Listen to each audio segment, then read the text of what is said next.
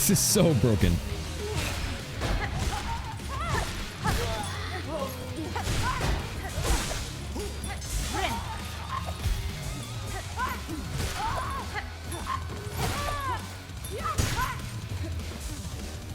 That is so broken. Look at all my silk. Oh my god.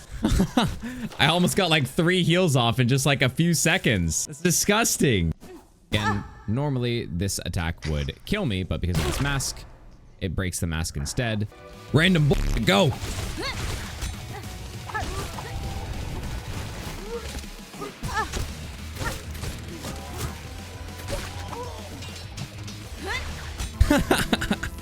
Dude, I'm just throwing shit at him. What's up? I'm SYROBE, and this is my build for the strongest early to mid game section of Silksong. It allows you to cheat death, destroy projectiles, generate infinite extra silk on hit, and uses the normal downwards attack for easier pogos. And best of all, these can all be obtained fairly early on in your playthrough. This video will not contain any major spoilers and has no boss fights in it. As you can see, I've progressed pretty far, but I went back to make guides for you guys to show you how easily I've been progressing. So be sure to check me out live on Twitch for more and to share your findings with me. For prerequisites, you'll need the Drifter's Cloak given to you by completing the NPC quest in Farfields, which allows you to fly up air vents, and at least 260 rosaries for the Cheat Death Charm. But everything else, like the Reaper's Crest, the new Silk ability, and other throwing items I mentioned are completely free. You just gotta go pick them up. So I'll explain my setup first, and then after where you can find each piece. If this was helpful, please leave a like so it gets through the algorithm, and comment if I missed anything else. Here's a quick spoiler-free summary of what my build does. I use the Reaper's Crest, which allows me to generate infinite silk on hit, which is super OP considering you spend all silk to heal, but with the Reaper's Crest, after healing, your attacks will generate silk balls, and collecting 3 of them will refund 1 additional silk column for free. It also has a longer attack range and uses the normal downwards attack moveset for easier pogoing. The silk regen is a passive that lasts for 10 seconds and generates silk with each attack. But if you take any damage during this passive state, it prematurely finishes the effect. Just like when you guys gooned a Hornet. I know what you are. For the Reaper's Crest talisman slots, it has 2 reds, 2 blues, and 2 yellow slots for max upgrades. In my red slots, I like to use the Curveclaw, which is a boomerang throwing weapon that rotates upwards and costs 140 rosary, and can hit enemies multiple times with just a single use. But if you're poor, I also have the Longpin and the Threefold pins. The Longpin pierces through enemy armor when normal throwing pins would bounce off of, and the Threefold pins are a high burst damage like a shotgun, being the best at short range with high value as you throw 3 knives but only consume 1 ammo. And lastly, I have the classic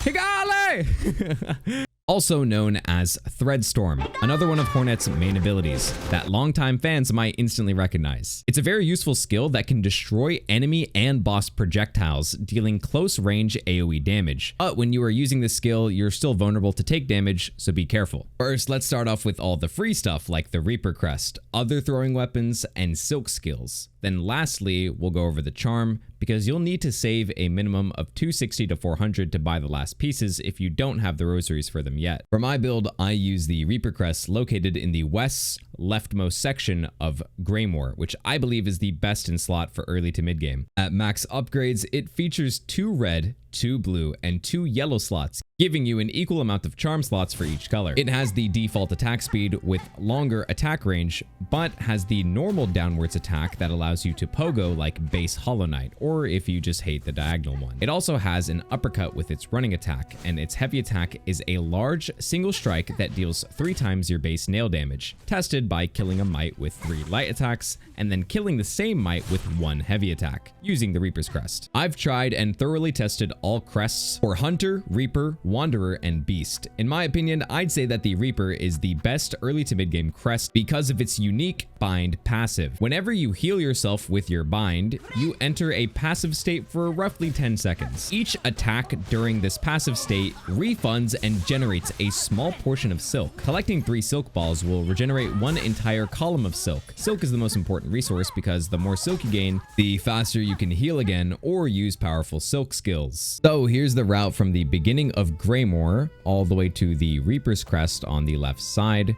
with a bench location and fast travel station before.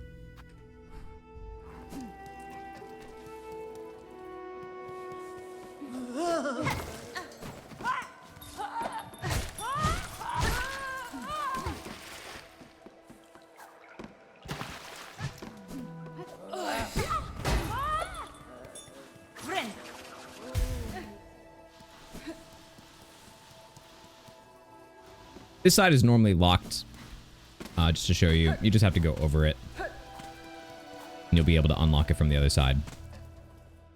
And that's your bench.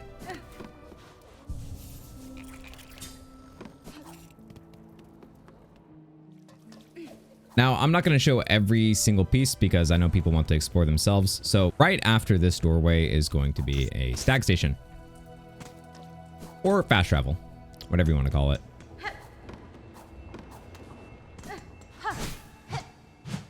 There's also a secret door here. Again, you can explore this yourself. There is a secret area. Make sure you get the stag station or fast travel before you go down.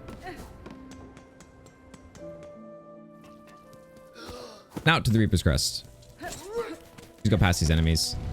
Again, I've already done this whole like maze here to get the shortcut. I'm not going to show you it so you guys can explore it yourself. This is the shortcut here. So once you come down, make sure you hit this, open the door for the shortcut. And then you can go on ahead. Go up, and then right here, there's a little mite right there. You can go here, and inside this chapel at the very end will be the Reaper's Crest that I have. As you can see here. This is what the Reaper's Crest looks like right now with my build. And here's the map in case you were curious. Now, once you get the Reaper's Crest, you can do a little more exploring, or you can do a quit save. Because the quit save will teleport you to the last bench that you rested at while saving all your progress. So you can get your Reaper's Crest and teleport back. Now I'm going to show you where to get the Threefold pin and the Threadstorm Silk ability. These are both in the exact same area on the eastern or right side of Greymoor here and then here. Well, let's go.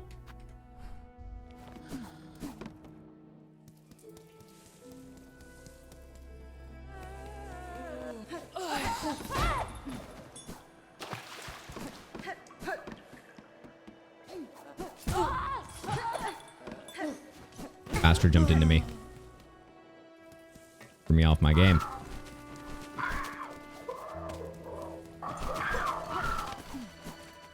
This is also a shortcut. I'll show you where to get this too. So, there's going to be the map lady here. If you haven't met her yet, she should be here. But if you progress further, she might already leave.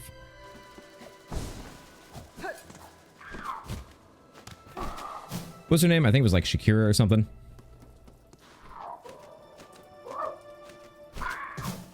Alright, there's going to be a bunch of birds in this area. You'll see I have these balloons here. You're not going to have access to them yet, but you can just go here normally. I'll show you where to go. You have to activate these balloons first to progress.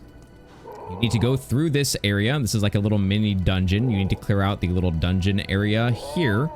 And then once that's fully cleared, you'll hit a switch. And then the switch will activate all these balloons, allowing you to backtrack and proceed to the items that I'm about to show you. So you need to clear this first. And it is kind of annoying, kind of difficult. So that's why the Reaper's Crest first is important, because it might help you make things easier. Now, follow me. Once you activate the balloons, all you have to do, go up here. This is a shortcut and another bench if you want.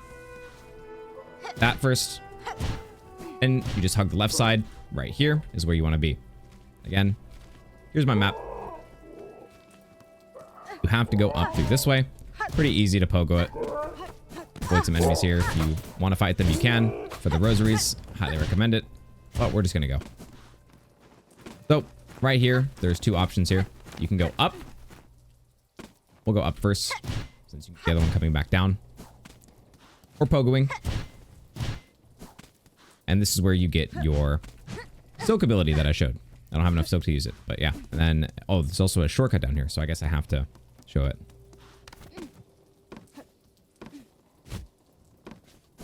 It's just a shortcut. There we go. Now that we're here, we can go all the way down. And there's another little area here. There's a little enemy down there. We're gonna have to float down. And run by.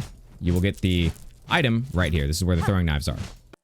So by now you will have the Reaper's Crest, the Threadstorm, and the Threefold pin. This is the throwing weapon that pierces through armor and doesn't bounce off enemies. Longpin is located around here in Bellheart, but I wanted to show you guys that there's a little shortcut that I found all the way from Bellheart to the Marrow. Shout out to my community on Twitch for pointing this one out to me. So once you go in here, you'll find the station for the fast travel waypoint. But then also right here is a secret door that after you clear down this path, it's like a little maze, will literally take you all the way back to the Marrow. So make your way through that and activate that checkpoint if you haven't. Now I'll show you where the Longpin is. Again, the Longpin should be right above me. Okay, now that we're in the beginning of Shellwood, once you go all the way to the left, you'll see a locked door. You just need to start platforming this way.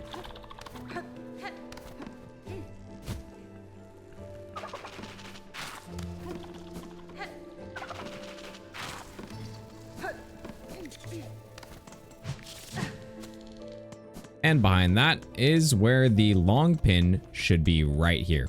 Very useful, free consumable that you can use to throw and attack enemies, especially against enemies with armor, where the normal pins would bounce off, the Longpin will pierce through. All right, let's start off with the Secret Merchant in the Hunter's March. Going from the Marrow, it's pretty much a straight shot all the way through Hunter's March until you reach this little area here with a bunch of different tunnels. All you have to do is just go straight up. There's a couple things above you here that are pretty missable. I'll show you the first one, which will be the secret bench. This bench actually is a trap. So if you sit on it, it'll kill you. You gotta go over here, break the wall, hit the switch, and then it will be a regular bench that you can actually use. That, you keep heading on up. Now, as soon as you land here, this will be another area that doesn't look like there's much, but there's another hidden wall here. You have to like do a little jump. Keep going. Again, there are a bunch of traps here. Should be able to sprint through them. And here's the shop. This looks like just a boomerang, but we're gonna buy this one because we know what this is now. This is a blue trinket that allows you to prevent yourself from being killed in like the last portion of your health. So it will require you to repair it, but prevent death at least once. Again, normally this attack would kill me, but because of this mask, it breaks the mask instead. Acting as like a second chance, I guess, is a good way to put it. Very, very helpful in boss fights, especially with some bosses that do 2 masks for damage instead of 1. As of this point, you should have the Reaper Crest, the Curveclaw if you could afford it. If not, the Threefold pins that we found earlier, or the Longpin that we just showed you now. In addition to the Fractured Mask that prevents death, and the Threadstorm combo once again. This is my current early to mid-game build that will absolutely allow you to shred through pretty much any enemy you come across. Again, if you enjoyed, be sure to leave a like and comment, and please check me out live on Twitch as I'm probably playing Silksong there right now. Thank you so much for watching. I've been SYROBE, and hopefully I'll see you all live on Twitch. Peace.